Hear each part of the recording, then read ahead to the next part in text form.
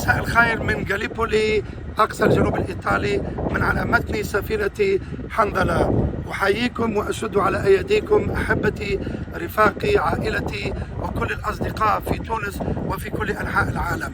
اليوم وبعد 4 أيام من التحضيرات والاستعدادات أعلن أنا حاتم العويني من تونس رسميا مشاركتي في سفينة حنظلة ضمن أسطول الحرية لنتجه إلى غزة ضمن كل المحاولات لكسر الحصار على غزة، من أجل أن ننضم إلى كل أحرار العالم لنقول بصوت عال: كفى حصارا، كفى تقتيلا، كفى تجويعا، كفى إبادة جماعية للفلسطينيين والفلسطينيات. أحبتنا وإخوتنا وأهالينا في غزة يعانون منذ 21 شهرا من حرب إبادة جماعية أدت إلى 60,000 شهيد، نصفهم نساء وأطفال، وإلى 200,000 جريح، وإلى تدمير كل غزة بمستشفياتها ومساجدها ومدارسها وجامعاتها. واليوم تتواصل الإبادة ويتعرض أهلنا في غزة إلى التقتيل أثناء البحث عن الطعام وإلى التجويع كأداة